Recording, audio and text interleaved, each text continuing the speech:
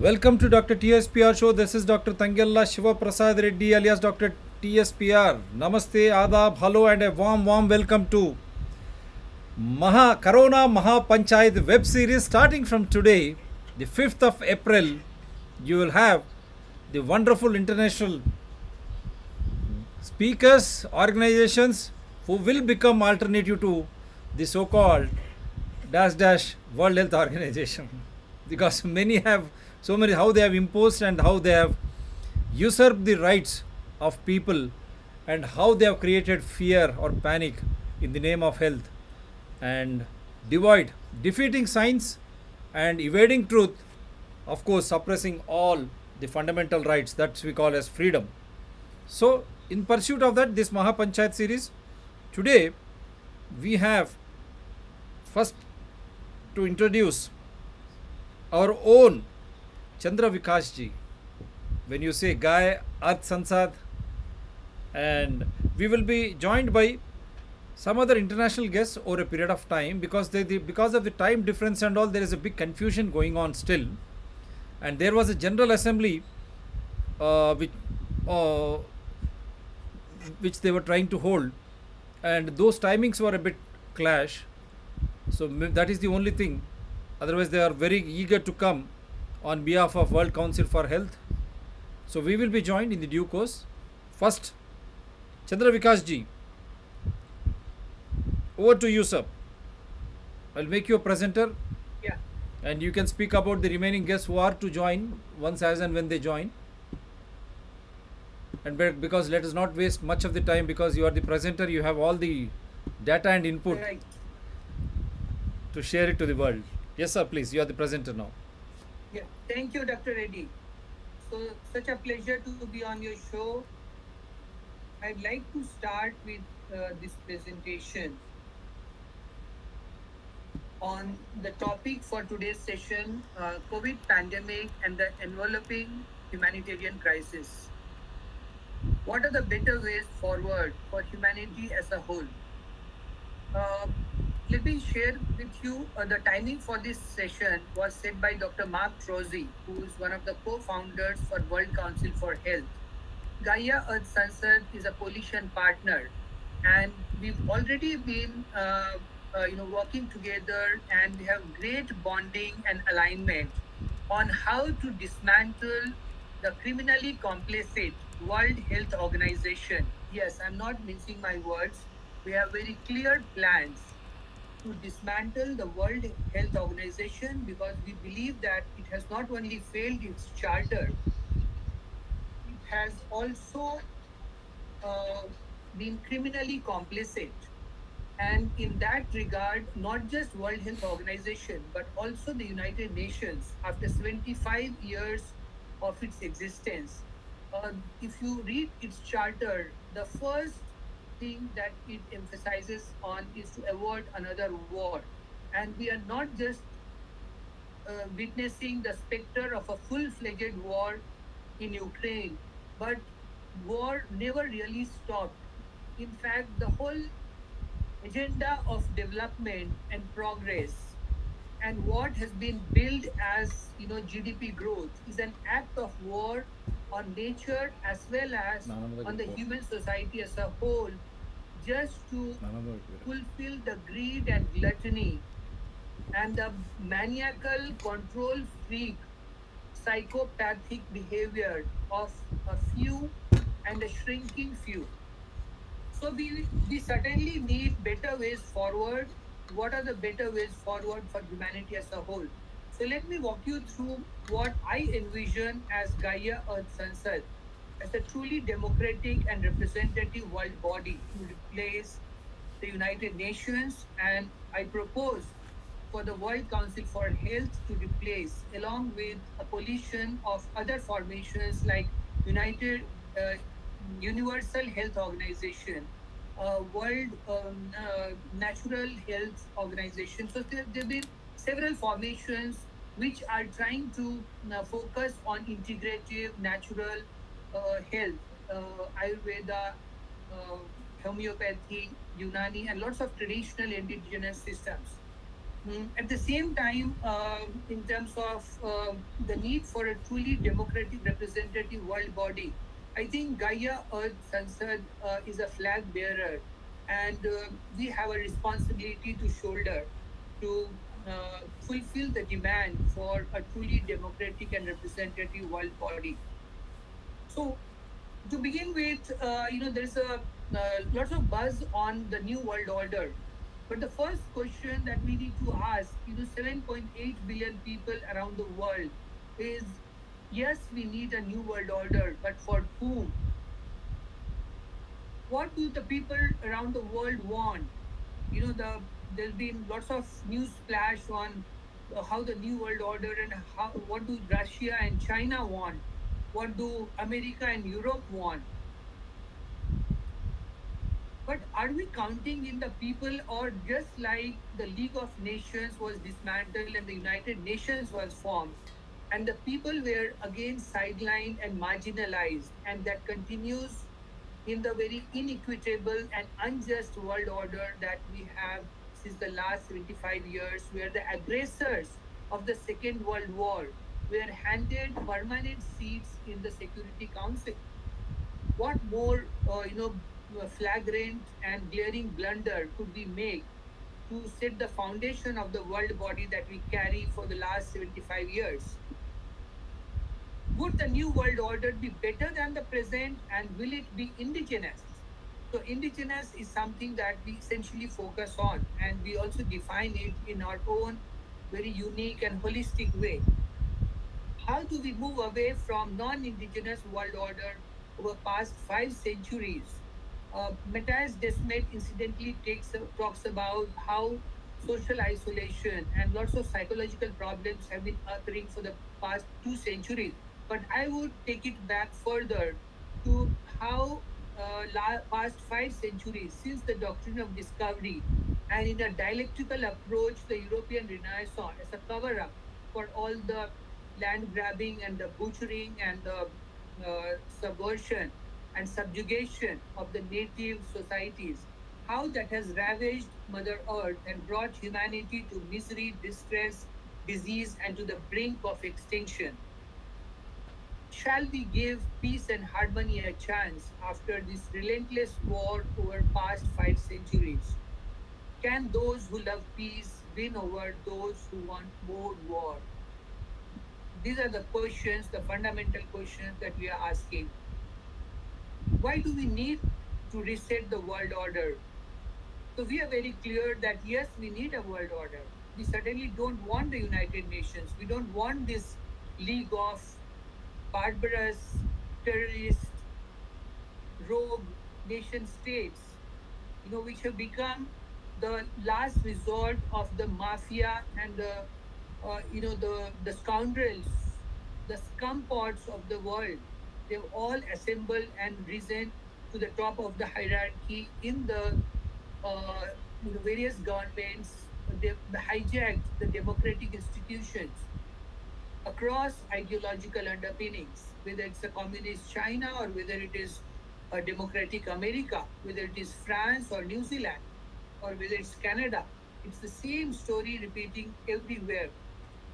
The world today has not stepped out of the shadows of colonialism and the indigenous people as subjects and slaves, despite the national independence of a number of countries, regions, since the European world wars that have been ironically called as the First and the Second World Wars, and the dehumanizing European Holocaust. It has only become far more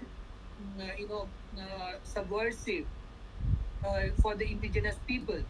The key marker for the current dystopian world that is beset with catastrophe, with the red alert sounded by the United Nations, is the subversive car culture. We often talk about the signs of the pandemic, or we talk about terrain toxicity, but one of the key factors that I have been researching for the past nearly 2 decades is how the dominant car culture is key to the terrain toxicity, as I shall walk you through in subsequent slides.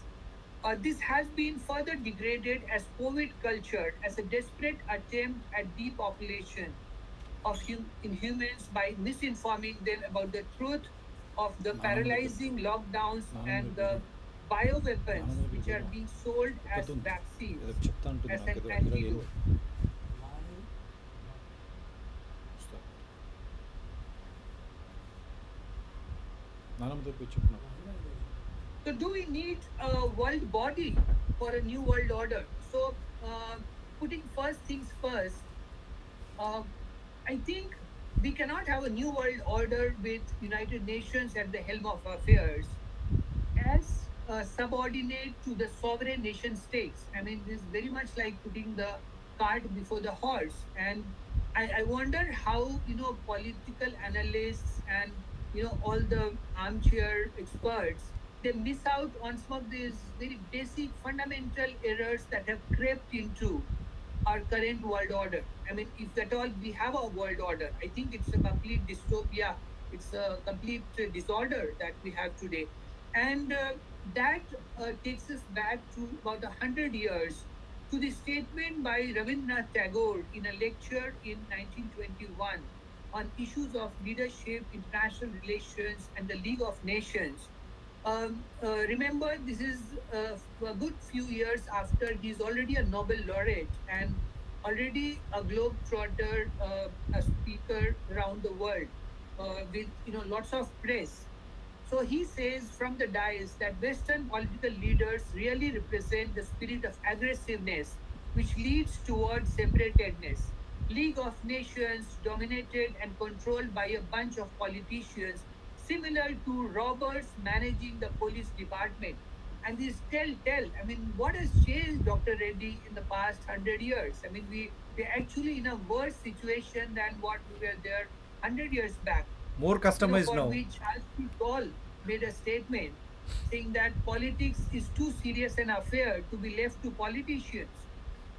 So the questions that we keep asking further are, with the specter of bioterrorism looming large, has it changed much in the 75 years of United Nations, which succeeded the League of Nations in 1945?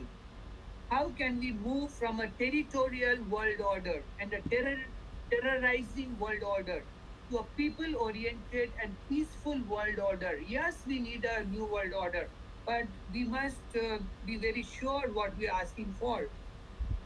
So, here I spell out the vision and mission of Gaia Earth Sansad. So, primarily, we are calling for moving from the non indigenous to the indigenous world order. And let me define each one of these one by one. So, first and foremost, Gaia. So, Gaia is actually what Tagore envisioned and so well dreamt about, the confluence of East and West. So, Gaia, I find this four-letter word is a beautiful confluence of the Occidental and the Oriental. It comes from the Greek, from the ancient Greek, but it is same as the Sanskrit word go, which is a personification of the earth and one of the Greek primordial deities. As you can see in the picture, you see Gaia both as manifested as a personification of earth as well as a animal. Though in Hindu belief, we don't exactly call it as an animal, but a special form of being, the Bos indicus, the indigenous cow. Gaia is the ancestral mother, sometimes parthenogenic of all life, and this is resonated by the Vedic shlok Gavo Vishwashva Matara, which has the same meaning, Ga or Gaia as earth, as the mother of all creation. We are all indigenous, and is something that I would like, to a great measure, thank people at World Council for Health who come from different corners of the world. And in one of the General Assembly, where a German lawyer and who's spearheading the grand jury proceedings against the COVID criminals, he talked about the natural law that needs to be brought into reckoning. and he set the precedence for the Nuremberg trials and the grand jury proceedings that happen in the United Nations. So he led the discussion that finally we all agreed that we humans around the world, irrespective of the color of our skin and or of the iris, our body structure, the size of the skull and the length of our noses, the dialects and languages we speak, our kaleidoscopic diversity of music and dance, art and poetry, we are all indigenous. As long as we live with the rules on this lovely blue green planet that we regard, that we uh, love and regard as our mother. This is something that defines all humans as indigenous. And Dr. Reddy, this must be a revelation for many of the analysts who try to create this dialectical divide between Aryans and Dravid in India, as well as, but if you look at the geological evolution, the Pangea and the Australasia, they all coexisted. It is just because the tectonic plates shifted that we are kind of far apart, the continental drift that happened. But essentially, we all have common ancestors, and this is something that resonates in every religion from Christianity to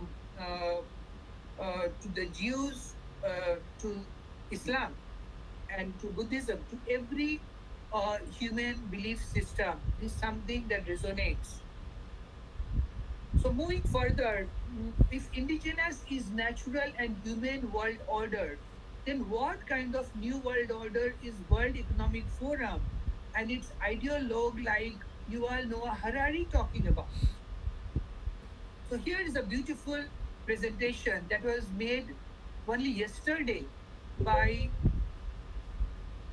uh, Kim Knight from Art of Health in New Zealand at the General Assembly of World Council for Health. And she so beautifully puts it as humanity at the crossroads, uh, at the fork, where we need to decide whether we want to go the natural way, the indigenous way, or the unnatural way, which she defines as the transhumanism, genetic modification, dehumanization, despiritualization. I think you know what now Yuval Noah Harari is essentially trying to brag, boast, and dare is that show us the soul, show us the spirit. He has gone on record saying that humans are nothing but a sequence of DNA and hackable animals. So are we going to be reduced mechanically to just being a DNA structure and hackable animals? So that's the question that humanity as a whole needs to ask ourselves. Is that the kind of new world order that we really want? Is this democratic? Is this liberal? Is this conservative? Is this right or left? By any yardstick, the dehumanizing, the despiritualizing, separatist, aggressive, genocidal new world order is something that we all must reject, and we must all come together in solidarity as one human society. We must bring these COVID criminals to justice. Uh, Thank you, uh, Menzi, for joining. Namaste. Ubuntu. So, the indigenous world order is healthy, harmonious, and holistic. And Gaia is the essence of being indigenous. So, what it essentially does from the old world order to the new world order in our understanding entail? We must move away from instant gratification to eternal gratification. That says a lot about where we are. Like juvenile delinquents, we are looking for the next, flashy toy. the next nuclear arsenal, the next communication network. We are just forgetting about the essence of being human is about being in such chit anand, being in the eternal gratification of our being, of our existence. Human habitats have become far more urbanized, converting vast tracts of land from green field, like our body becomes from alkaline to acidic and becomes cancerous. So just as human habitats have become from green field to brown field, as well as greater water, air, heat, noise, and electromagnetic fog pollution, leading to a carcinogenic human habitat that affects various aspects of its life. And by not standing up against this continuous degeneration of our habitat, continuous degradation of our ecology, we were sitting ducks to these predators, these treacherous predators, because I would like to differentiate between the natural predators, which are not treacherous. Technologies have advanced, but technocornucopia was served as a panacea for all ills, that you create problems and technology will solve it. That has been ridiculed and I think been shattered by what we witnessed in the past over 2 years of this COVID pandemic. Yes, they have advanced to a great extent, but it has also crossed what we would call as peak civilization and begun to degenerate human habitats and cause various diseases and degeneration of human body, mind, and spirit. And this brings us to this beautiful quote by Gus Speth, where he wonders how 30 years of good science has not addressed the basic problems of selfishness, greed, and apathy, and where we need healers like Menzi Maseko and Faisal from South Africa, Faisal Mansour from Sri Lanka, and Dr. Mark Trozzi from Canada, who unfortunately cannot be with us due to, I think, some confusion on the time zone. And to deal with this, we need a cultural and spiritual transformation. And we scientists, as he humbly admits, don't know how to do that. But look at, compare and contrast with an Anthony Fauci or a Soumya Swaminathan. The kind of, hubris, ignorance, and vanity that they're displaying, it's the emperor's clothes flashing in full, uh, glare. So essentially, what we need to do if we are to get back to a sane, peaceful, harmonious, sanguine world, we need to change the form. In architecture, we talk about form follows function. But if we poorly define or if we ill define the function, we get poorly constructed, structured, designed habitats and so much of concrete graveyards, so much of sprawl, which is leading to terrain toxicity, which is creating, making us vulnerable to all kinds of diseases. But then we are running after the germs so, frivolously in such a futile manner. So we need to bring back our habitats to a range which is not more than 10% of any city should be paved or built up environment. So this is something that defines the indigenous human habitat from the non-indigenous human habitat, where I attended a UN summit on land degradation, drought, and desertification. So we all agree, but the political dons, the mafia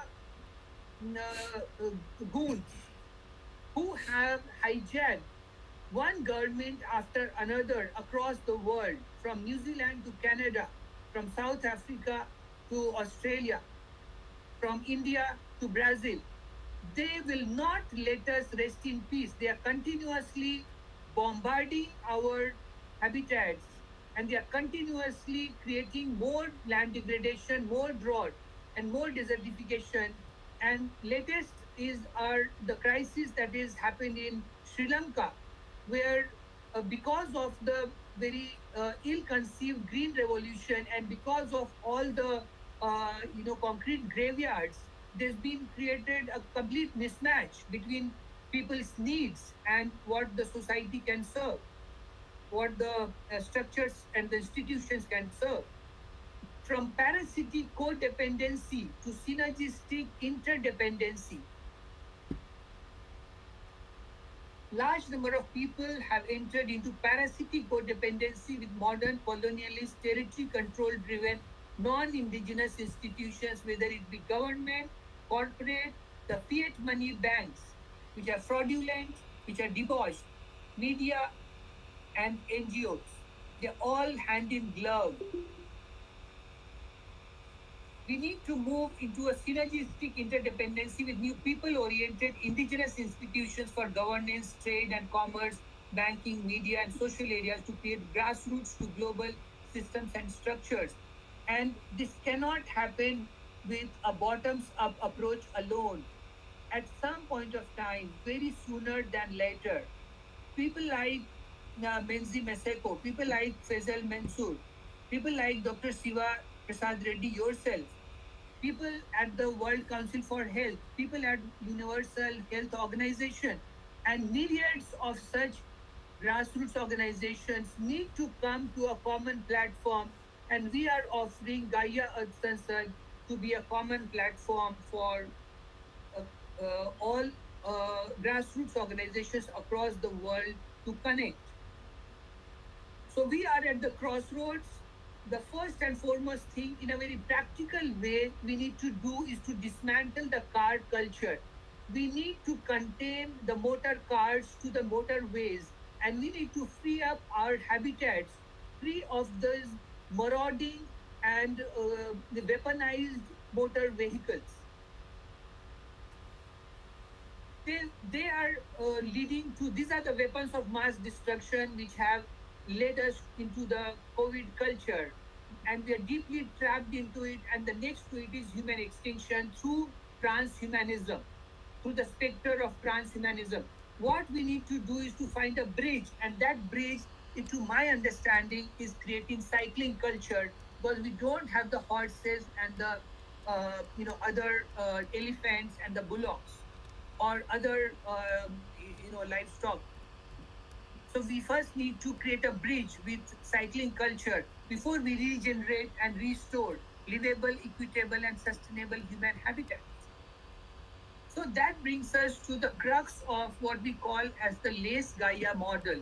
LACE stands for localized abundance and circular economy. So essentially, what the Saradil party calls as the Mahasammat and the Gram Panchayat, or Gandhi called as the Gram Swaraj.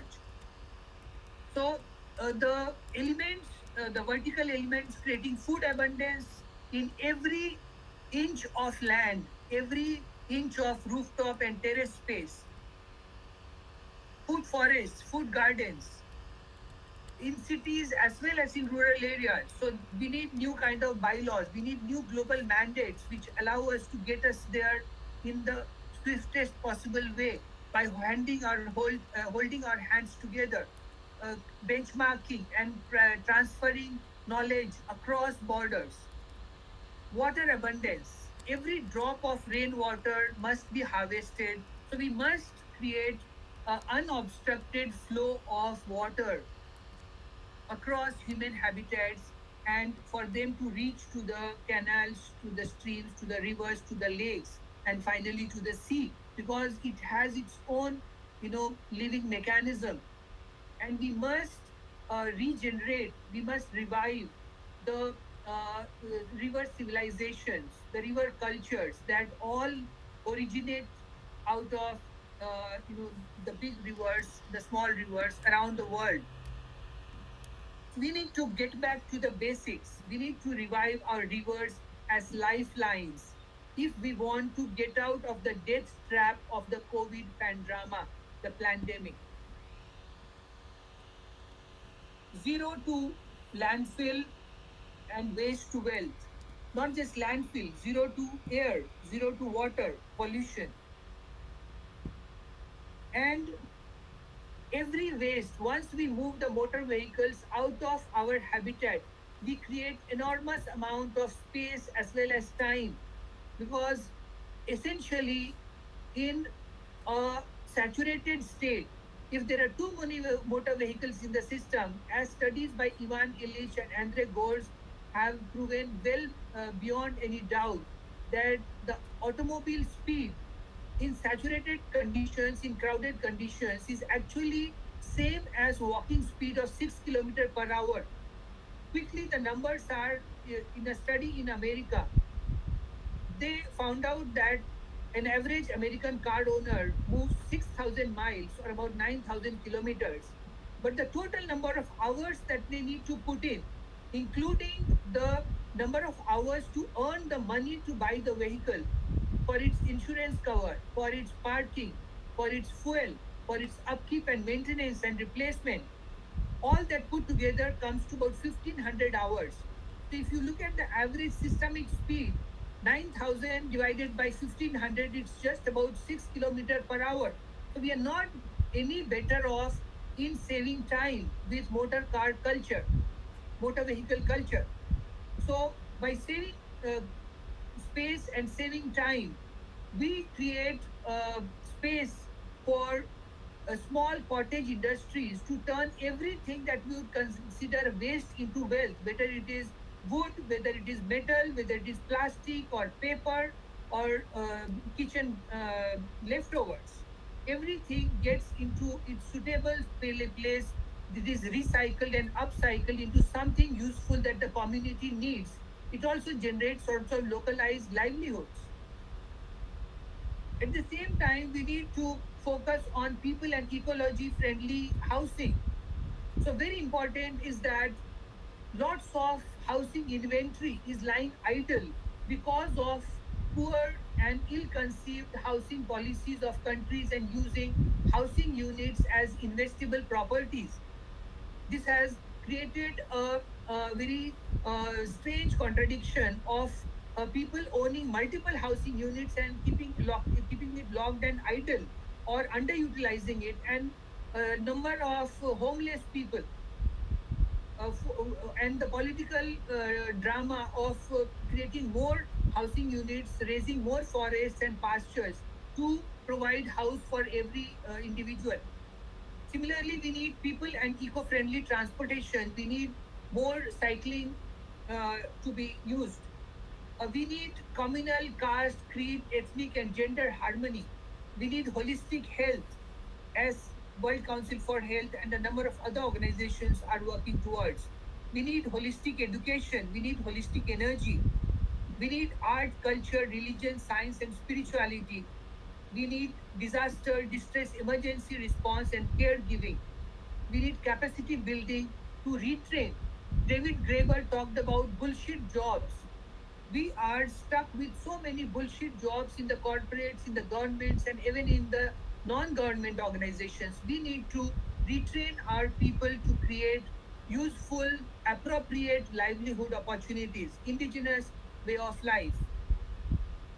Then we come to the Gaia model, which essentially talks about core global program office, which is the Gaia Earth Sansad, and then 13 regions of 600 million population each, and then 78 community of nation states, which clubs together smaller countries to add up to 100 million population, or cluster of provinces in case of larger countries, or even districts in case of very densely populated areas. And finally, at the grassroots level, 2 million population eco communities, community states, with a population of just about 2 million. So, with this, as I come towards the end of my presentation and for discussion, a truly democratic and representative people's world body is the better way. Gaia Earth Sansad is envisioned as a grassroots to global uh, uh, governance system based on principles of humanism and cosmopolitanism, and as an emergency response to the global health and ecological crisis that has driven humanity to the brink of extinction. So in this last slide, I'd like to show how we have mapped, countries around the world into the 13 regions.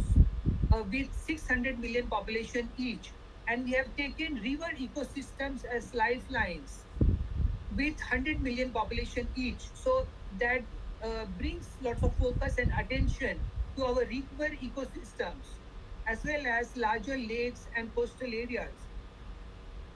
So thank you so much for listening to this presentation on Gaia Uncensored.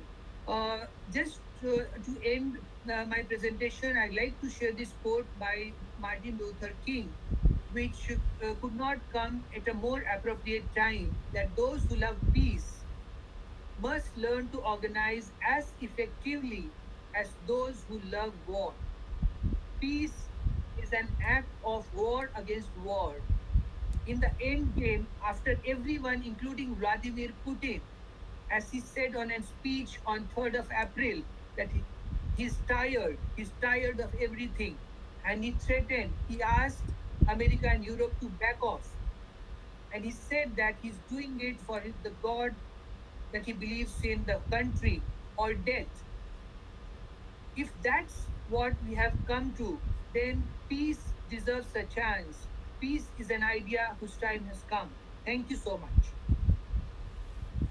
Wonderful, Vikasji, and I once again thank you for the basic instinct, I should say, as humans. You have brought it back, because humans should not be so docile that their health and all the other aspects are put to sword. Right to life, right to health, and they lose vision to live. And I expect you to introduce the other guests who have joined us from across the globe, the time Yeah. difference and all. So the speakers for today's session, Dr. Mahaprabhuji and Dr. Tex Laurie, unfortunately could not make it. Uh, we have speakers we invited for the Corona Mahapanchayat web series. And I'm so glad and so honored to have among us Benzi Maseko, who is founder of Institute of Africology. He is a healer, he's an indigenous activist. And I had the privilege to listen to him in one of the General Assembly meetings of World Council for Health. And I would be yearning to listen to lots more from Mexico. Ubuntu, namaste, and welcome to the show. Namaste. Namaste, Tamaku. Faisalji is also there from Sri Lanka, I feel. Greetings, everyone, and thank you for the presentation, Vikash. And everything you are saying, it resonates very strongly. I hope everyone can hear me. Yep. Yeah. Go ahead. I had to run away from my children in the house. That's why I'm in the car now. So forgive me for the background. I tried to move the car forward a bit. I know you were talking about less cars, and I do agree. For many years, one has been. Well, I'm a biker. That's something. And the rest of my family, we do a lot of biking. Unfortunately, we do it mostly around weekends. But since we're working from home these days, I bike a lot of the time. I bike more than I drive around the area. But this biking must be connected to some kind of off-the-grid grid. That is the vision, a community grid which generates some kind of energy for the community. But now, I'd like to just premise a quick presentation. Maybe it's like an introduction on the fact that with every plan that we have as revolutionaries for the earth, as lovers of Mother Earth, we ought to really first look at how well, like the Martin Luther King quote, like the Dr. Martin Luther King Jr. quote says, we have to be more organized than the destroyers of the earth. Now, becoming organized is not a walk in the park. It means talking to your neighbor who does not want to talk. Some of us live in estates, these so-called gated communities, whereby no one knows anyone. The children know each other because they share a playground, but the adults do not know each other We drive off to work, we come back, we go into our little hobbit holes called garages, and in the house we are confronted by television screens, computer screens, phone screens, hardly any gardening, hardly any connection with the soil, hardly any connection with the river. The water, we tap on it. We have water on tap, so we do not have a sacred relationship with the water, which is the beginning of our problems, which shows us that a lot of what we call industrialization was the beginning of our downfall rather than our progress. So how then do we organize a community that does not want to be organized? This is the work that in all my organizations, in all the organizations that I am part of, this is the work that we have been challenged with. We have been, okay, let me put it this way. I'll put it in a sequence. See, in my little bio there, it says I'm a co-founder of the Institute of Africology. Now, within the Institute of Africology, we have begun winning in the direction of community organization. How did we do that? We started in the urban area. In fact, a lady who is a Jamaican born, but don't ever tell her that she's Jamaican. She is African. she identifies herself as African first and foremost. Jamaica is like a second home, a colonial home, so to speak. And then she came to my office in 2010. I was working as a resource center manager. I was managing a resource center within an arts community. And at that time, I had just gone through some initiations as a healer. I've gone through various initiations. I will talk about it maybe on a different platform.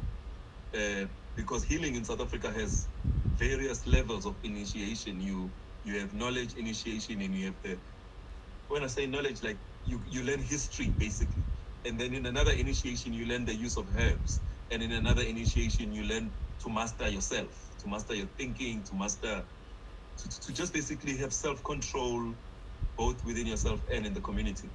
But I'm just giving a background. So in the Institute of Africology, when she came in my office, she was looking for a venue, she was looking for a space, an office to establish the Institute of Africology.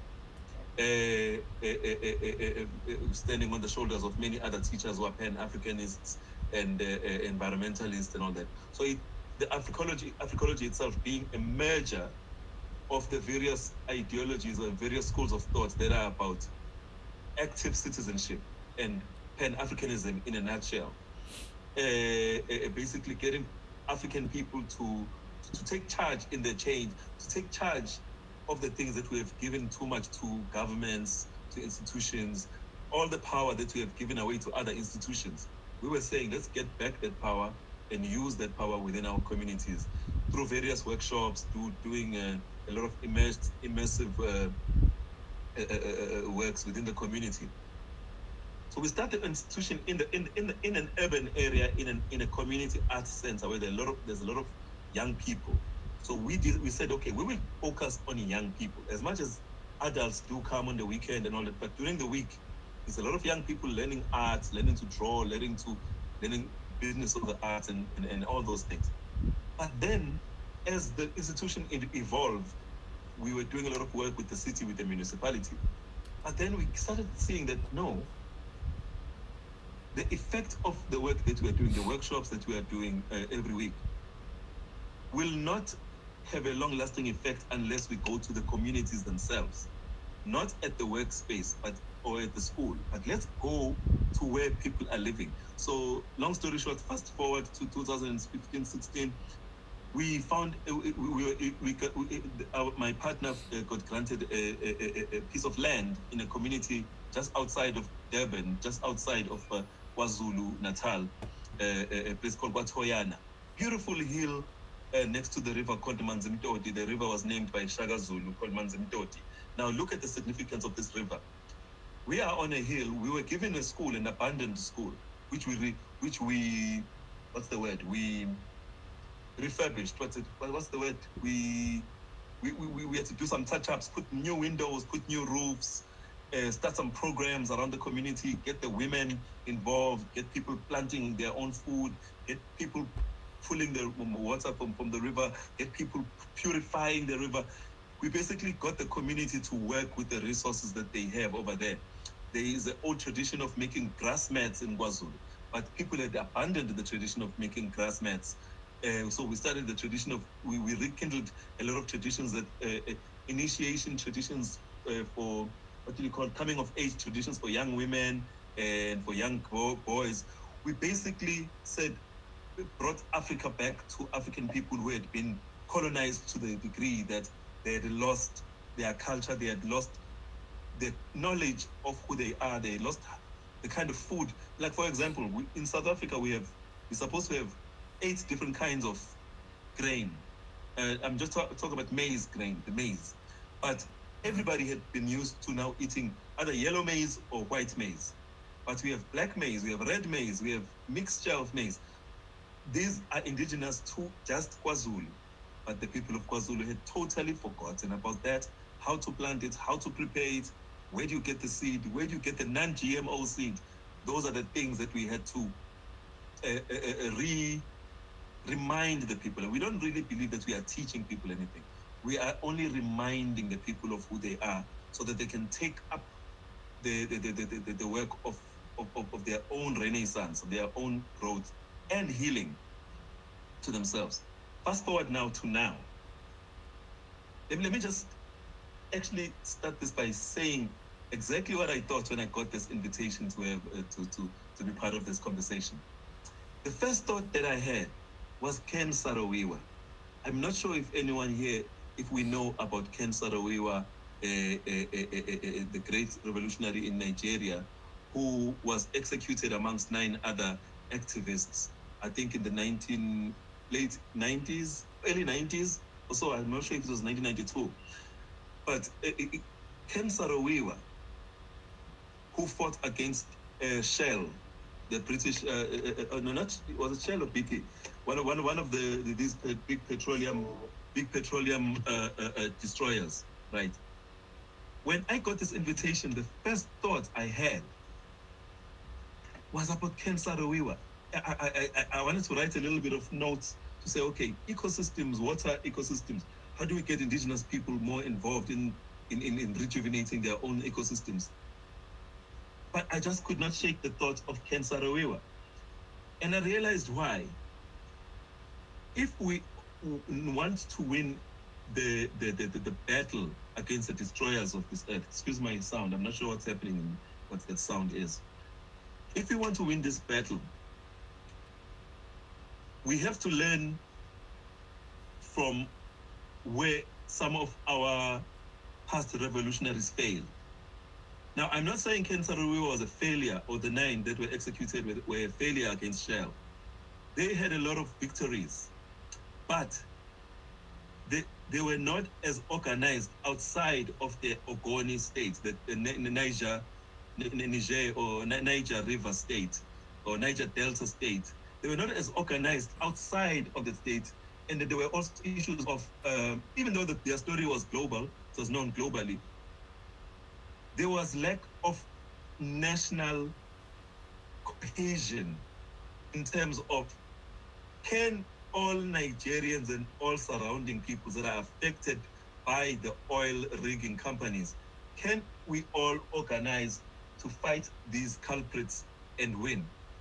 And the answer is that nationally, there was no cohesion. There was no sense of, we need to support Ken Saruiwa, to the point that all the trumped up charges that they were charged with, there were very few people defending them. People started defending Ken Saruiwa after he died.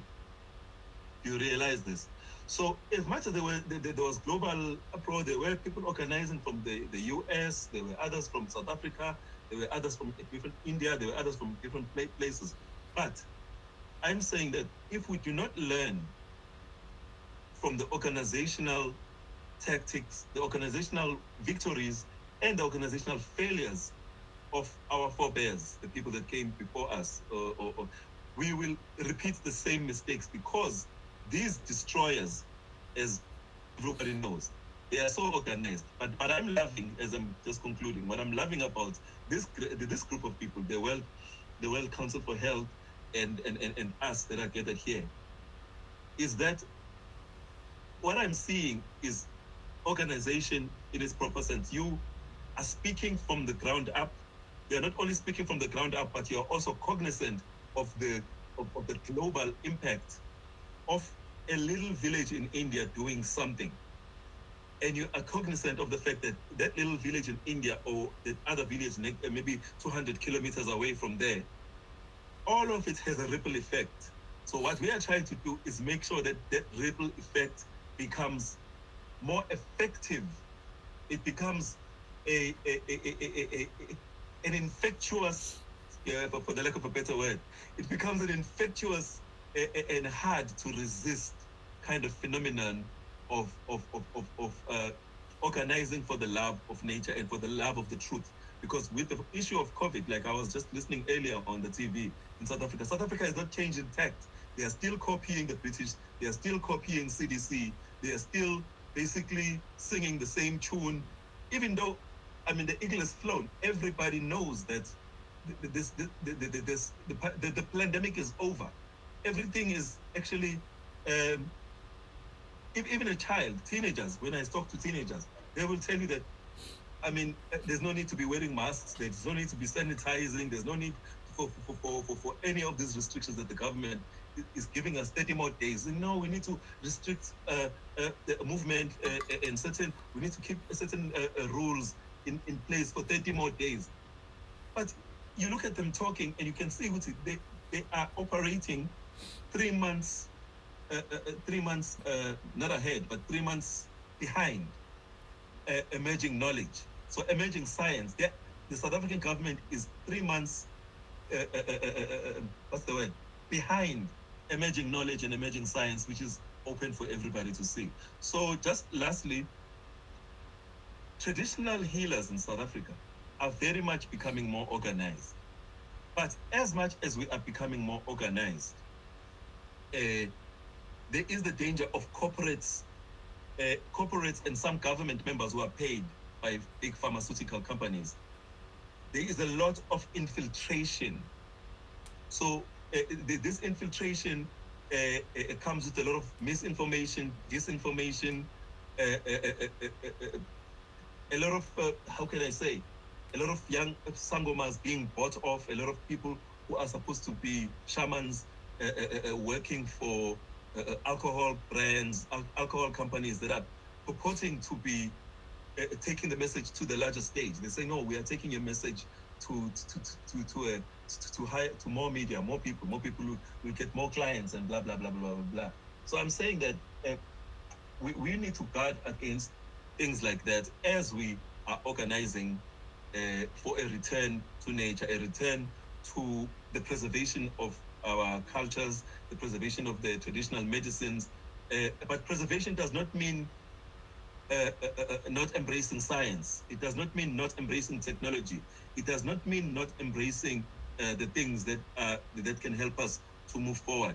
It basically means that the values that Vikash was talking about, we have to keep those values intact. We have to keep certain principles, like we have the principle of Ubuntu, the principle of Ma'at, the principles that we're speaking about, that we've been held by a lot of indigenous people for many years. Now, I'm saying, how can we preserve all those principles while we move forward and organize and find alliances that can make sure that whatever we are doing really has its effect on the communities that are very much sometimes resistant, but you find that the young people are more outgoing, they are more ready to step forward, but a lot of them are distracted by a whole lot of things that are a lot of disinformation. Let me just pause there. I think I've said too much and I may be all over the place, but I think you got my point. Well, Mr. Meseko, now let me, because I was hosting even the Dr. Angeliki Coetzee, the discoverer of so-called the latest of the Our strains. other guest, very distinguished Yeah. farmer and activist and a former software professional, Faisal Mansoor from Sri Lanka.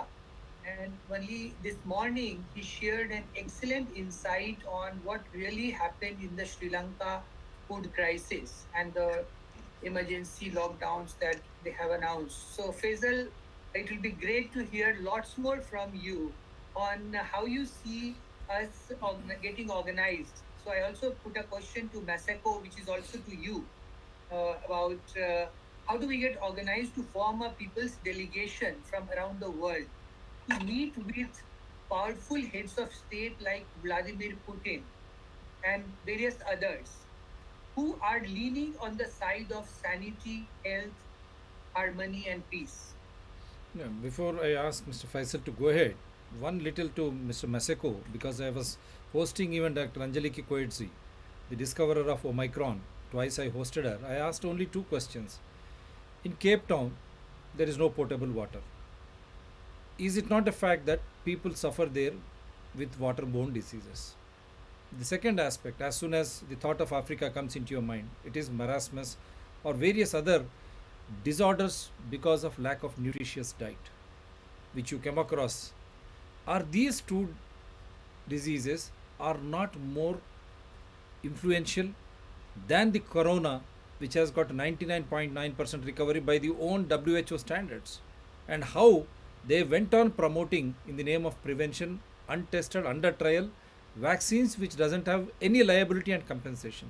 And for that matter, even before 90s, South Africa, like in Indian states, Andhra Pradesh that time, and Gujarat, that was time headed by Mr. Narendra Modi himself, they were testing these vaccines on unfortunate Adivasi women, as was done in South Africa by the same Bill and Melinda Gates Foundation, and they were caught here.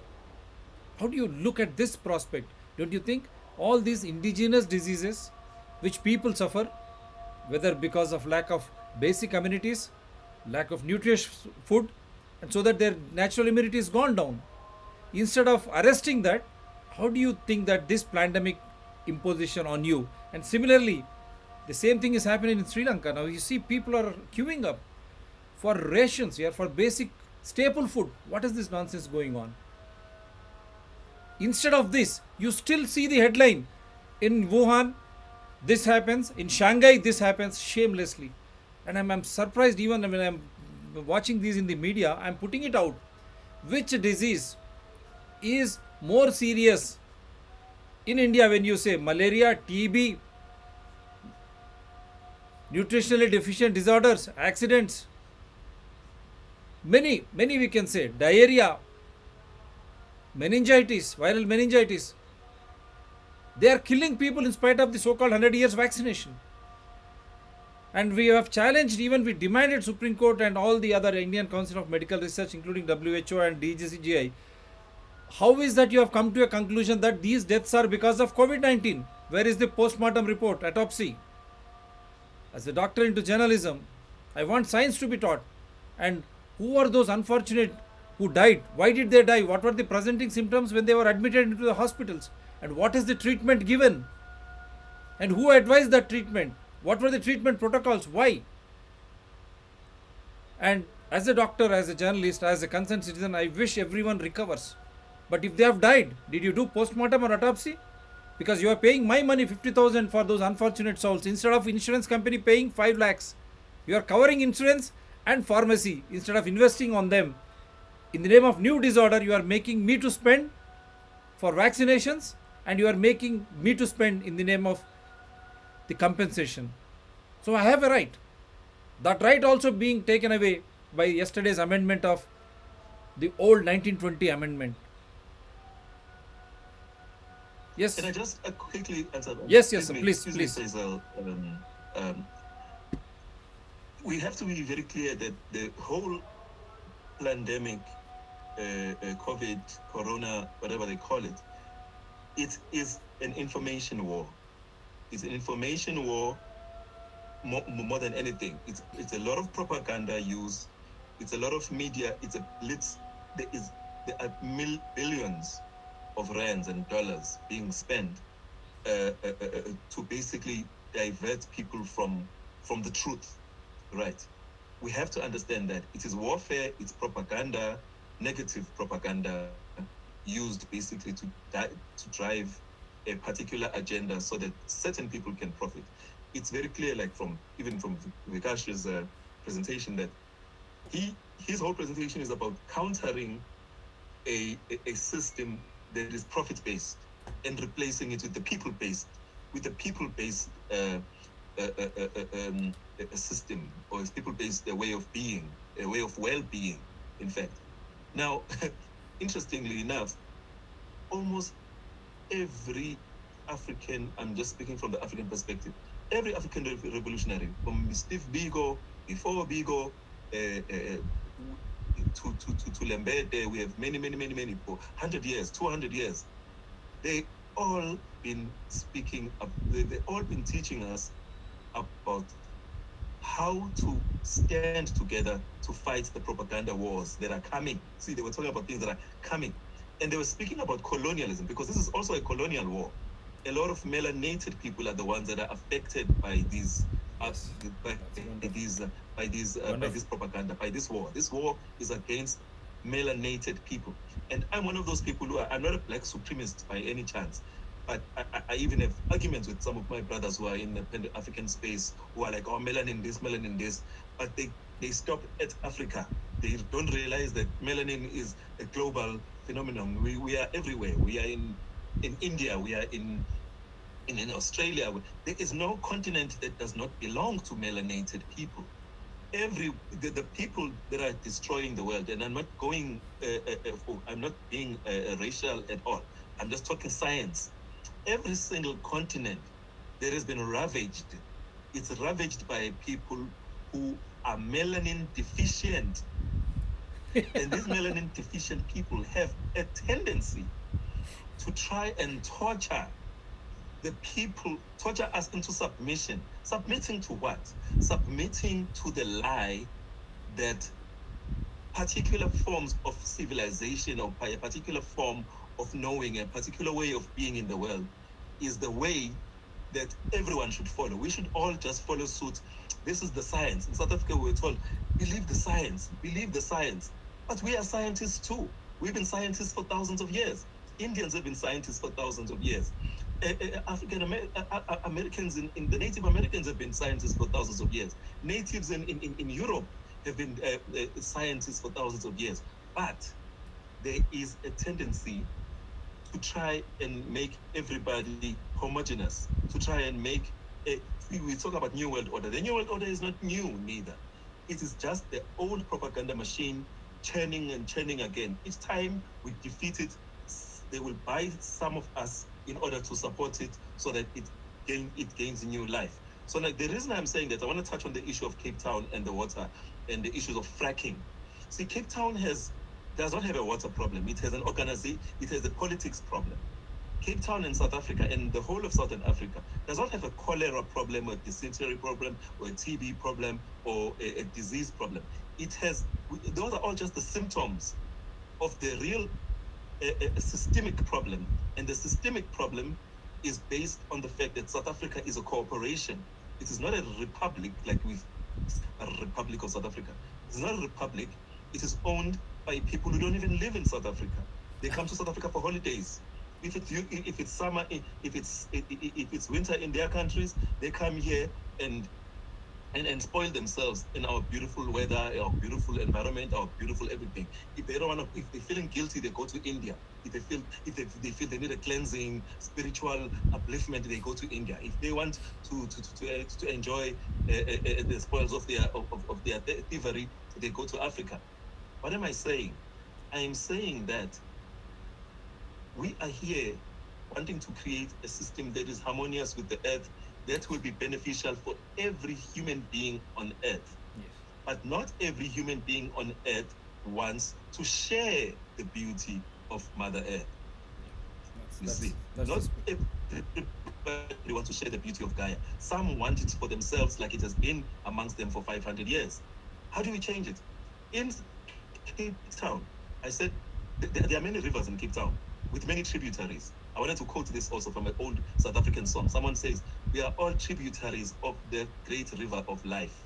It's one of the singers in South Africa who passed away a while ago. He says, "We are all tributaries of the great river of life." If we are all tributaries of the great river of life, why are we not agreed on how do we preserve the source? How do we preserve the headwaters of that great river of life? When someone is standing at the source, polluting through every industry conceivable.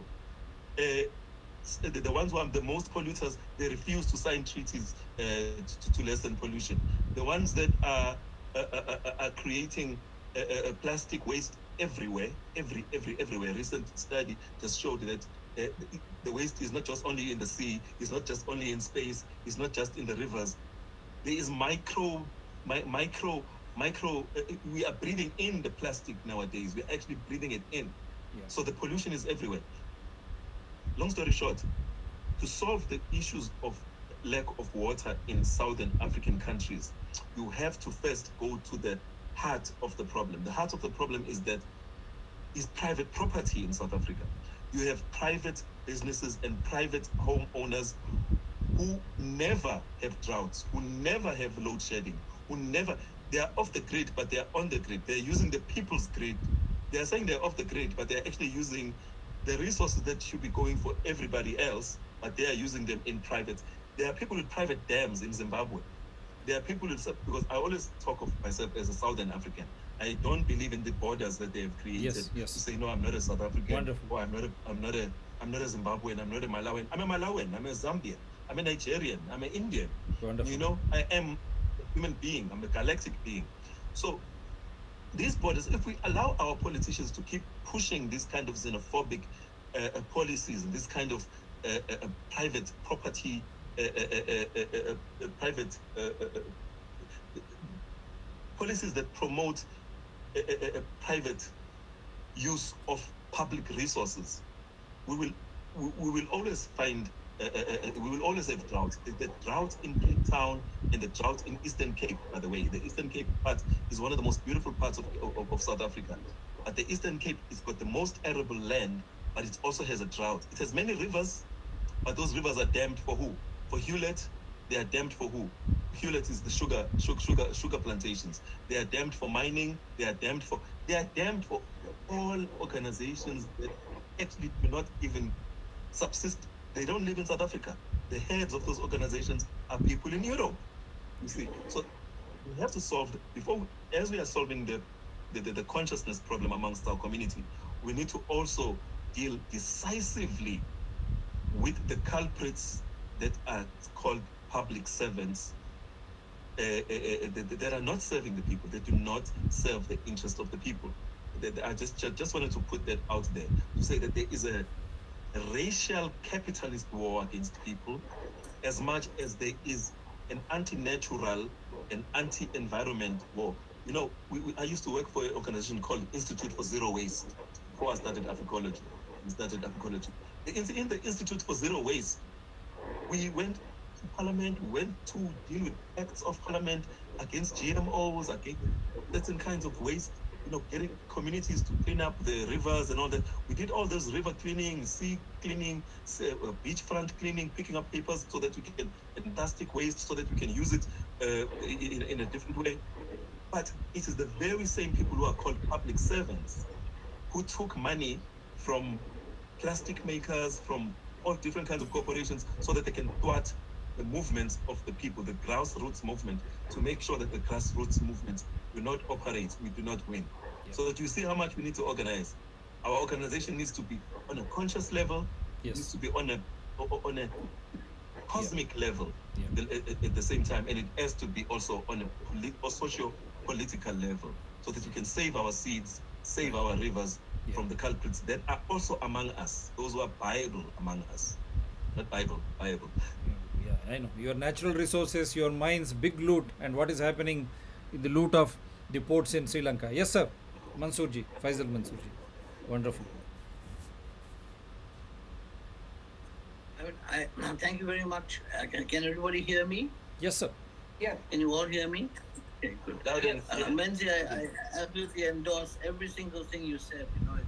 I mean, as I said before in our last the WCH meeting also, hearing you talk is like an echo chamber for me. All the thoughts in my head come out of your mouth.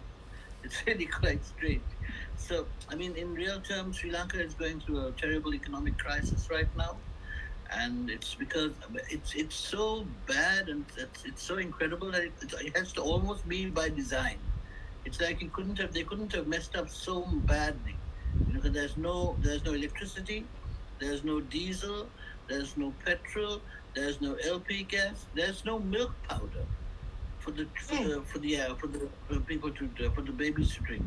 So I mean the rice failure is very understandable because the government, I think what happens when you have an autocratic leader who doesn't really who thinks before he who doesn't think before he talks, and he just off the cuff he announced that there will be no more inorganic agriculture in Sri Lanka and that everybody has to go organic. And he did that without changing. Means you'll understand, without changing the seed.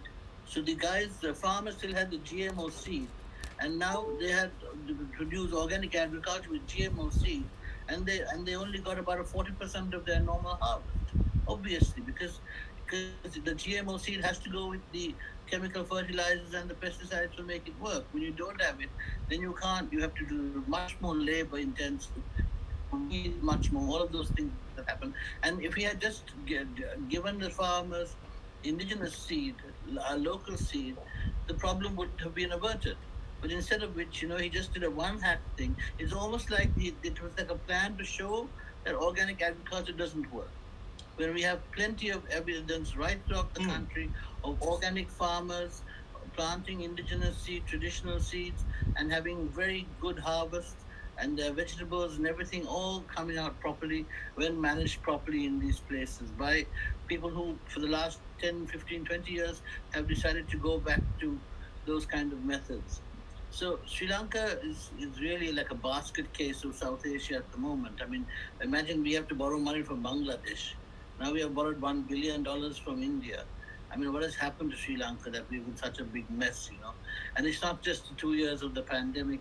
Of course, that had some effect on us because the reduction in tourism and all that sort of stuff. But before that, the previous year, we had the Easter bombings. So already tourism was affected very badly before that. But the point is this, the point is that I said it before on the WCH also, it's all of us, the common ordinary people of this world have nothing to fear from each other. In fact, we have everything to gain from each other. But all of us have to be very afraid of our elites. Because our elites are not working for us. They're not even working for themselves. They're working according to an agenda which is being dictated to them by not just the World Economic Forum, but by the powers that be who have been running the world since I would say from the end of the 19th century, or even before that. You can go into colonization. And you made a very good point, Menzi. That is that it's that what we are seeing now. They can call it neoliberal, they can call it capitalism, they can call it anything, but basically it's colonialism.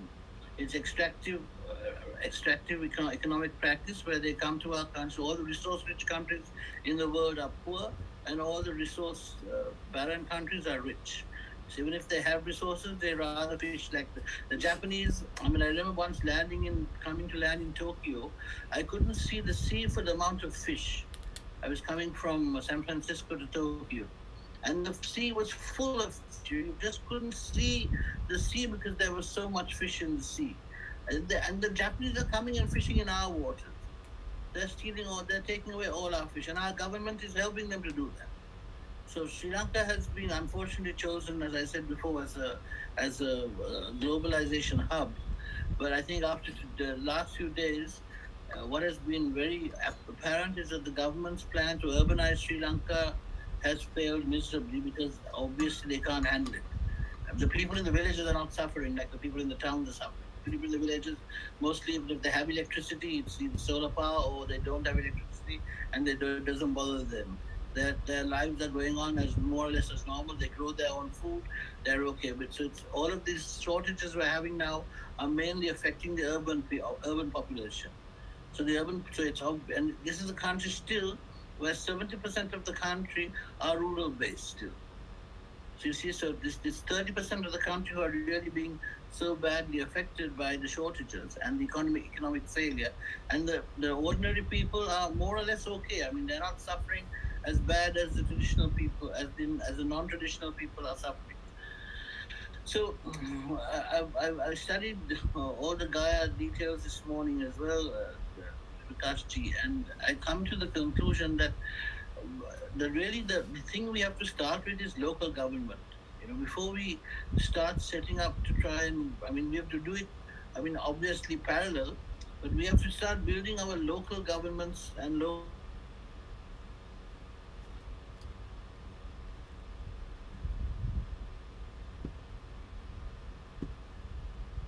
I think we lost him. Faisal ji. Where is Faisal? I like the point he's making about local government. Yeah, So please. I'm just getting some water out. Yeah, please go ahead till he joins. Mr. Maseko. Yeah, at the same time, I think, a case for an island state to fail on creating local governments, so far, validates our point. Do we have him back? No, it's audio is still. Mr. That Faisal, your audio. What I also shared in the chat, that without a global mandate, we are not able to even undo the damage and to repair and heal. Yeah, Mr. Faisal, your audio. Yeah, please go ahead now. Because she was saying I was out, audio out. Yeah, your audio was out. You can hear me now again? Yes, very much. Yeah, Oh, I can sorry. hear you. No, what I was saying was that, in America, in the US, it's the small hick towns that dot the US with their little microeconomies that keep them sufficient and going, which is really the real power of the US comes from those small little towns, not from the big cities. It's right across the US, those small little towns are like, and the innovations they come across, like for example in Colorado, I read about a year or two ago, maybe a little more, where it was not economical for the big telecommunication companies to supply internet service to those areas. So those people got together and they got their municipality together, and they supplied free internet to everybody in their area. So the municipality got together and they did it, because each of those is a corporation, right? They'll issue bills, and I mean, it's that whole number that goes at the US. But you can see that we are facing today in the world, the ordinary people are facing a concerted effort by a handful of people to extract as much as they can from us, and at the moment actually devise a system where, of course, as we know, they are culling the global population, that we know for sure. I mean, as Mendy said, all the wars are in the tropics, right? Now we have the war in Ukraine, but up to now, all the wars have been in the tropical areas, right? That's where they've been attacking Iraq and Libya and and Central America and all of these places. So you can see that basically there's a guy called Professor Peter Phillips from Sonoma University in the US, and this is one of the great things about the US, is the greatest critics of the US come from the US, not from anywhere else. They don't come from Iraq. They come from the US, right? So Peter Phillips points out that he did a study of all the large asset management firms in the world that have over $1 billion in management. And he identified 17 asset management firms that basically control 60% of global trade. Okay, they have about 300 executives, about 190 CFO, board members, and these are the guys basically who appoint the Atlantic Council, who appoint the IMF people, the WHO, everybody. These are the groups that appoint those people.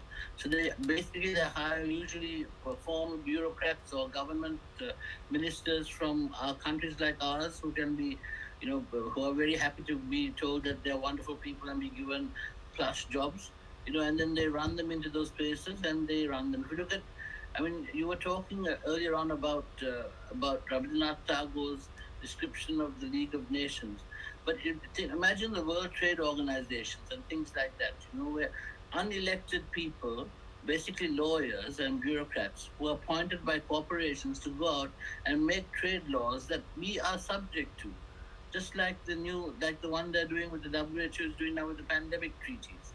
So these are unelected bureaucrats who are dictating to the general population as to what they can do. So this democracy is a lie. It's a big lie. I said it a long time in a paper I wrote, an article I wrote in Sri Lanka some years ago, when I said, don't talk about democracy unless a traditional person can live a traditional life.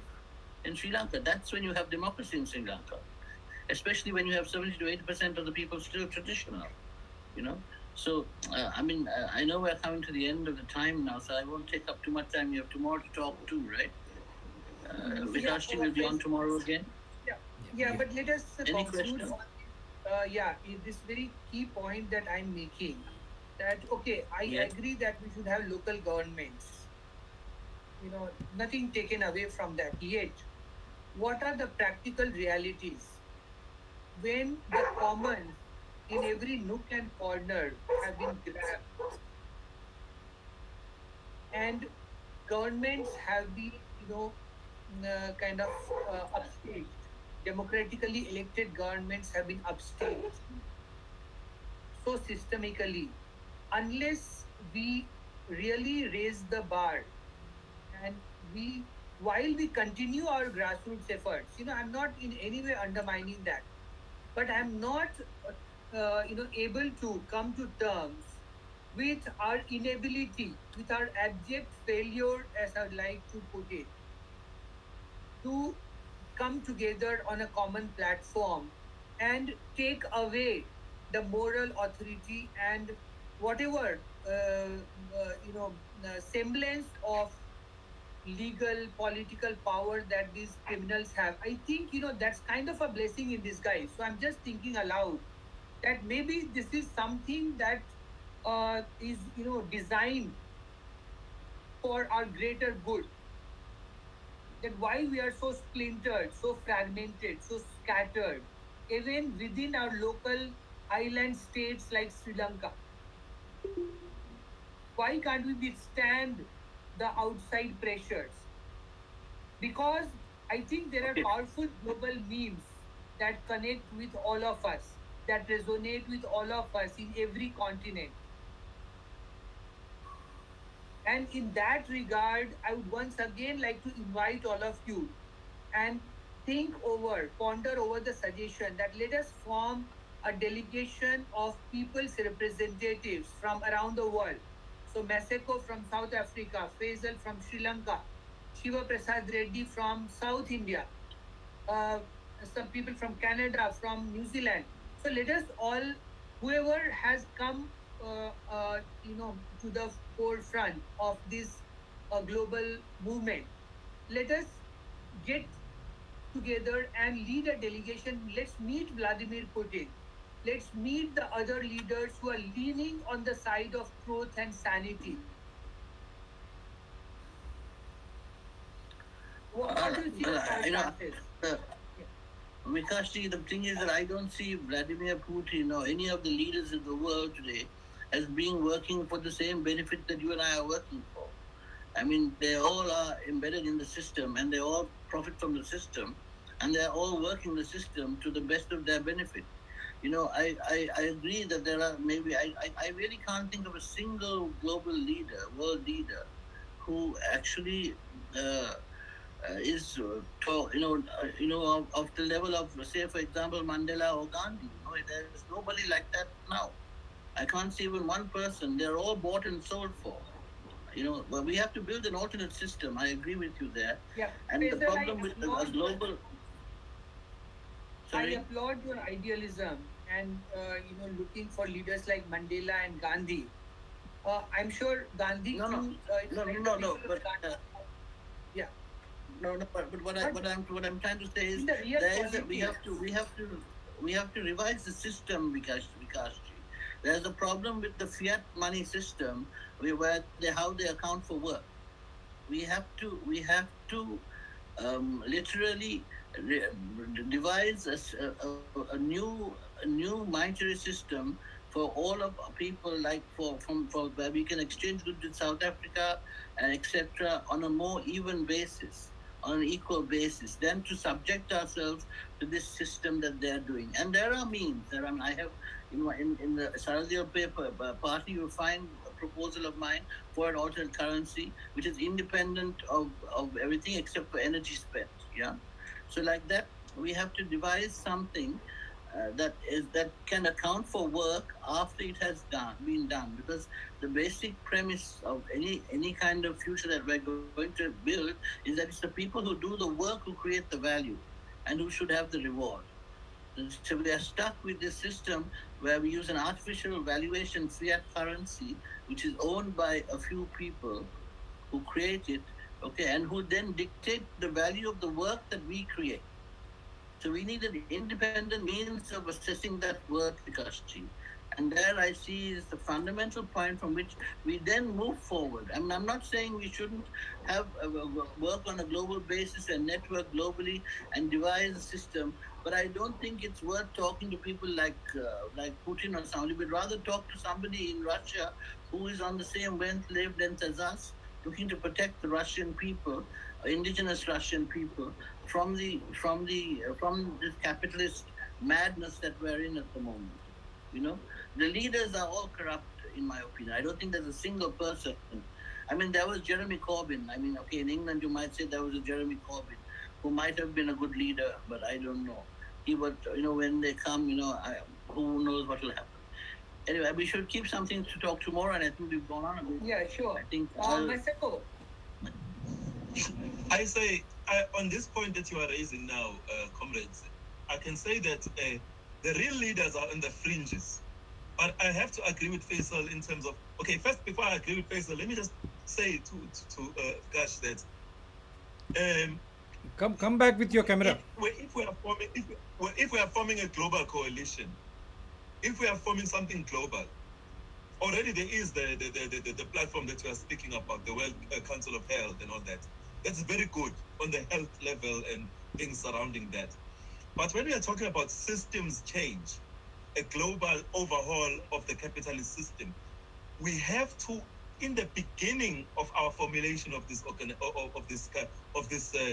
movement, we have to understand how are we going to disagree and still be able not to fracture and fragment ourselves into many different fragments, as many organizations of our kind have done so in the past. This is why I said in the beginning that I just needed to get away from home. I wanted to say that it is important for us to find to identify a value system. I think we have in a way, but we need to put it in terms of like a code of ethics, a code of action, which basically says that even if Menzi disagrees amongst these 10 points that we have, if Menzi disagrees with 3 of the points, these 10 points that we have, how do we make sure that we retain Menzi, we keep Menzi for whatever it's worth? And if another person, if a group of us, let's say we are a global group, but the Brazilian delegation decides, no, we are focused on 1, 2, 3, 4. All this other stuff is not of no concern to us. They still need to be able to remain in the group. So I'm talking about a fraternity here of willing. I want to put the word. There's a word that I heard from someone. You know what Martin Luther called the community of the beloved community? I think it was. I don't know if it was a Gandhian statement or what, but it was something to do about a beloved community, a community that is able to work together and achieve its goals, even if there are disagreements. Now, in Africa alone, I will just speak about just Southern Africa. There are many organizations. South Africa, let me just speak about this crazy place called South Africa. In South Africa, there are political organizations who actually have the same constitution, yet they are different. They have different leadership. They have different colors. They are shouting the same slogan. They sing the same revolutionary songs, yet they are fragmented. Why? Because they are all trying to get NC out. They're trying to get the monolithic organization out, because the monolithic organization has been identified as a sellout long time ago, right? So as this monolithic organization that has failed, people that have moved away from it, they are still having the tendencies and the behavior that they inherited from that same organization. So if we want to form something like what we are speaking about here, it really needs to emerge organically, but then it also has to be almost like what the Americans call federalism, the kind of federalism, or proper federalism, not a federalism which is still depending on Fayette and still depending on the center, but a federal way of being, which is based on the local values. If something works locally, people must focus on it and do that, but we must be able to support each other wherever there are things that we cannot do. Just one more little thing. Besides the unity, organizational unity, in South Africa there is a real threat. I think I raised this already. There is a real threat on indigenous plants. Like for us who, a lot of us, we dream. Our ancestors speak to us through a dream. Say, man, go to the mountain or go to a particular valley and pick up 1, 2, 3 herbs. And when you pick up these 1, 2, 3 herbs, you come home and you prepare them like this. Or you'll have another dream maybe a week later or a few days later, and then you must. But we have no access now of a lot of the land where all these herbs can be found, right? And we try and speak to our local governments. We try and speak to our governments to give us access to these lands, which are becoming bought by casino owners, a lot of developers, like the place I'm staying in, which is like a private kind of gated community. If it wasn't for my wife, I wouldn't be living here. I would be living somewhere else. Excuse. I hope my wife is not watching this. But thank you so much. So. Yeah, that's all I'm saying. That we have to find ways to deal with issues, the fundamental methods of how does private property gain power over indigenous people. One can say maybe indigenous people are not organized. No, a lot of us are organized, but they can buy lawyers, they can buy senators or politicians, and they can buy land more than anything. So those are the kind of gears that we need to shift. But more than anything, the principle, our heart has to be at the right place, so that even when we disagree, our heart is still focused on the goal, not just our mind. Our heart is very important. Yeah. So before we continue the discussion to tomorrow's session, and I hand over to our host, Dr. Reddy, for the concluding remarks, I just leave 2 points to ponder on pros and cons of local interventions vis-a-vis global interventions. So first point, I'm on the 7th floor of an apartment society, and we have about 6 diesel generators, and the price of diesel has increased 133% for bulk diesel price for generators. So the price difference between solar power is 3.5 rupees per unit, and diesel is about 32 rupees per unit. And yet, having foreseen this and telling my people in my local community, in my neighborhood, for past 7 years, they have not been able to do it or even put it on the agenda. At the same time, at the global intervention, I'm kind of getting lots of momentum. Unfortunately, Dr. Mark Trozzi, who had suggested this time of 7 p.m., unfortunately could not make it, but he and I have been exchanging notes, and in that we come to a certain alignment about what I would like to call as the balance of power that I believe rests with people like Faisal, Masako, Dr. Reddy, and me right here on this group, and thousands and millions of us around the world who are able to think and have the basic resources to be able to work towards this direction. So I think the balance of power between a Putin and a Biden and a China which is trying to be very opportunistic, playing on both the sides. I think if we do our homework well, we have a good case to upstage these jokers in their own game. And if we fail to do that, if an island state like Sri Lanka cannot, defend itself from such pervasive intrusion into its economic boulevard, I think, you know, anywhere in the world, whether it's Papua New Guinea or Costa Rica or Iraq or Libya or wherever you put your finger on the map, we don't stand a chance to survive with the kind of very cannibalistic and very inhumane, dehumanizing agenda that's already has huge momentum behind it.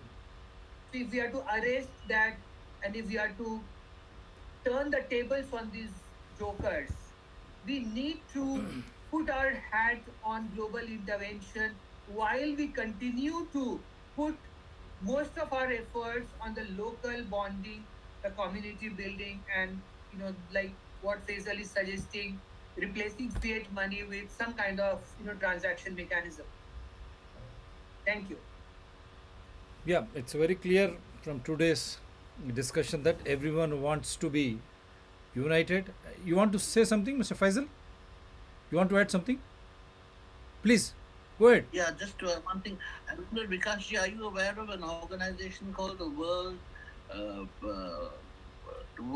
Parliamentary, World Constitution and Parliament, World Parliament Organization? Are you aware of that organization? World Parliament. Yeah. I'm aware of WCH. various foundations. Yeah, but that organization, you see, is part of the New World Order, is a one world government system, yeah, and that's the World Constitution and Parliament Association is one of those types of organizations. So whilst I know where you're coming from and I see where you're doing it, I feel that you might find a little bit of resistance from other people when they see an idea of a global organization or a global government or governing organization. Sorry? Are you saying they will see competition? I couldn't hear you, sorry. Are you saying they will perceive it as a competition? No, I'm saying that they will definitely see the competition, but they don't worry about us because they think that they run the world. So if they're part of the globalization agenda. So see what Vikashji is suggesting is an agenda, but a globalization global cooperation, which is different from a central authority dictating to everybody else what they should do. So there's a big difference, in what he's suggesting. Yes. But when we're talking to other activists or other people, we have to be aware that for many people, really, what the agenda of the Great Reset is, and what the WEF and everybody are trying to bring about. So in our model, we must, I think, try and stress that this is a cooperative model and not a top-down model. I think Vikashji, I read all your documents today, I studied them, and I realized that this is the fundamental difference between what you are suggesting and what other people have been trying to dictate to the rest of the world. This is an important thing to do, just to consider. I'm sorry, Doctor. Can you please email to me those documents, because there is so much that I saw. I couldn't speak about it all. But in the figure, in the diagram, I saw something from ancient Egypt. But I'm gonna write to you. Please email it to me. I'm gonna drop you my email. I may have my email already, but if you can email me those documents, I want to comment on certain things. But I just want to ask a question. It's just maybe just a question. If you talk about currency, isn't the Bitcoin is that an alternative? No, Mackenzie, Maseko, that we have already done, and we are coming up with Yes. another series. Bitcoin is something which have already covered. Instead of Swiss bank black money, now they are trying to trade with the Bitcoin, showing Ukraine war, and that is when Putin understanding that again this is a boomerang, and said we will trade with Russian currency or to the local Indian currency when you wanted to trade in oil and all. What I am trying to suggest you is, let us not get carried away by parity that everything is lot in life. Everything should be earned, and it will be very transparent and very, very accountable, because once hard earnings should not be taken away, because you may be indigenous. That's what I'm about to say. In India, we say unity in diversity. I come from southern India, Telangana. I speak one dialect and I have one culture. Right from morning you rise from your this thing till you go to bed in the night. And so different from Chandravilashji, who is in the extreme northern part. But at the same time, we are bound by the philosophy called peaceful coexistence, wherein we respect each other's dialects, culture. Speaking, the hacking goes on, but thanks to some Apple. So they're trying to do all these nonsensical things. This pandemic, whatever you say, has been imposed upon the people world alike. Now we are from Africa, Indian subcontinent, and even the Sri Lanka. We have been discussing various issues in concerns with the latest pandemic. Why this has happened? They understood that they have controlling media and they are controlling politicians. They are having earned bureaucrats on their own. Now they wanted to set a stage wherein they wanted to go ahead, create panic and fear. One, when it is health, people will succumb and people will subordinate. Luckily, the social media never anticipated that this will unite the world as we are doing now. And we are doing regular shows for 2 years, believe me, in spite of all the hassles. And here, priority, we speak science, truth, and freedom. So, everyone or every region. May I just, Yeah, please. Yes, Mr. Faisal. no, so just to answer, Mitzi, I'm echoing that point. That not Bitcoin, Menzi, but Yeah, Better. yeah, Mr. Faisal. Okay, then it's clear. Right? So, but distributed ledger technology, not Bitcoin. That's what we require. It's not Bitcoin, but we have seen at least the. Distributed ledger technology. Yeah, we have seen the Canadians. And we will come back to that later, because it's subject to how they are trying to influence the buy food. And this is how they are trying to trade. And this is why we say any legal tendered currency. We say it should be legal tendered currency, not something wherein you don't know the origin. What is legal? What is legal tender mean? This we'll discuss it, Mr. Faisal. This will. Legal tender means what the government will accept taxes. Then let me put it, Mr. Faisal. We will have a If I detailed. want to give my car, your house, and everybody's about. Mr. Faisal, this is a big subject. We will definitely, as you rightly said, we are going to have this also on this. Yeah. We will So discuss this I also, would because like to share one different perspective. no, what Faisal is saying, it is true. No, what Faisal is saying. On this. All money is a political instrument, to be very clear. Whether it's a Bitcoin, everything is a political instrument. Unless we knock them off the political positions, because political power comes from the people arithmetic. As essentially banking and mass hypnotizing the people. If we can work on at that level, and I mentioned again cooking. No, I'm not thinking all hunky-dory and like completely clean. Yet I think he's cornered, and in such a scenario, if we can put together as people's representatives with all our moral authority, with all our spiritual force, I think we will not only have a good chance to build the balance of power towards peace and harmony, like what Nelson Mandela could do in South Africa, at least for some time, or Gandhi could achieve, what Martin Luther could achieve. So I am just looking at more, arithmetic, more dynamic thing that people get tired of what is exactly what the word is used. Tired of everything. See, they're all ancient. See, let us not get into trying to being in media. If you are getting caught on one issue, they will divert your attention. This is what has been happening in the media. Now, let us not get into those things. Now, we have been very straight and very clear on Mahapanchayat. They want you to debate on this, which are not under your control, which you have no information. I would love to share. That's what Mr. Faisal, you share your WhatsApp number. I will share what we have been doing on cryptocurrency, every minute detail. And the European Union has also come, and there is another show, because it's in line. I'm going to come up with another show on 8th on Friday. I will also invite you all. It is a wonderful personality. They're all very nice. Let us all discuss on 8th of this, including Mexico. We can all together, because that is another big imposition like pandemic. Let us not get cross with that. They want to do away and they want to control us. So that has to be under. Without your and our participation, how is that they are trying to impose a different currency culture on us? What is that nonsense? I don't. And it was trying to engulf entire US, Europe already on hand. Suddenly warmongering starts happening. And here, he was trying to seize an opportunity. Though he was in even how mandates were imposed in Moscow, Russia, we all know. But all of a sudden he jumped and took it an opportunity to overcome at one shot China, and then he wanted Belarus, the strategic geographical land, so that he can have access and he is not threatened, and he got hold of the nuclear arsenals and all. Now you have to understand, There's only one side of planted media story coming from the Western media. Do you have anything actually happening from Russian side except for that April 3rd statement from Russia? Never forget there is other side of the coin. Never forget that. We should always be very careful. So this pandemic has united us now. Now let us start the grassroots levels, as Ms. Masako was saying. Let us have those indigenous mindset, those traditions, rich traditions. We should not allow them to be extinguished. Those are the traditions, lifestyles, which have helped India to overcome the planted corona with natural herd immunity. Likewise, every country, every province has such similar thing. We have to preserve that. That will be the beauty of our health organization. Preserving all the nativities so that your herd immunity, your natural immunity is there forever. You don't need any chemical intervention. Mind you, the most chemicals you pump into your body is going to reject them. If your body will reject them, and if you still go on supplementing with vitamins, again put lot of medicines into your body will say enough of this nonsense. Even if you don't listen to, then it will affect your psyche and then soma your body. That is why it's psychosomatic yours. When you see American society, so insecure society. Very insecure. 5 days you work and you don't after age, parents go away after you become adolescent, children go away, and in the jobs you don't know what happens when. Though we say a developed nation, the same thing we're trying to plant across the globe. And India is no better when they parliament or assembly, they don't discuss anything with public concern. Such a big issue we are being imposed. Why? Because of this ethnic cleansing of our minds, divided at very basic level.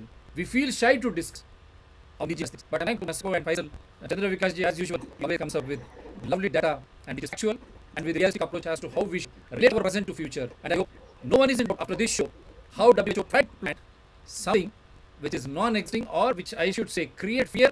And as a doctor by profession, I never understood the philosophy of first wave affecting old age, second wave affecting so and so, third wave when people started to become aware, the third wave vanishes, again they try to threaten you with fourth. When we challenge them, what does these vaccines contain? You target all the Supreme Court, High Courts, every government body target indigenous medicine here, Ayurveda, naturopathy. They don't allow you to practice. They say, what are the ingredients? Now we started to demand, what does that vaccine contain?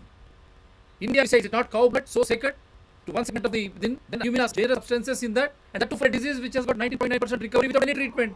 You yourself said quarantine, trace resistant quarantine. So we are trying to bring back the same science which you told us now in a more organized way. That is why across the globe I've been asking whichever country they are logging in, is there any corona now? Are you affected? You are moving out freely, leading a comfortable life at your home, at your professional front, and when you're traveling, nothing is happening. You're visiting malls, nothing is happening. All of a sudden, and then you participate in elections in India. Lakhs of people participate in a rally. But all of a sudden, this psychosis, believe me, in media, electronic or print, I've never seen in my time. One liner headline, this is what is happening. And he said, this is, they will not give you any source. Said by so and so official, said by so and so scientist. That's how all this media has been trying to do this crisis. Now I'm thankful to the people, the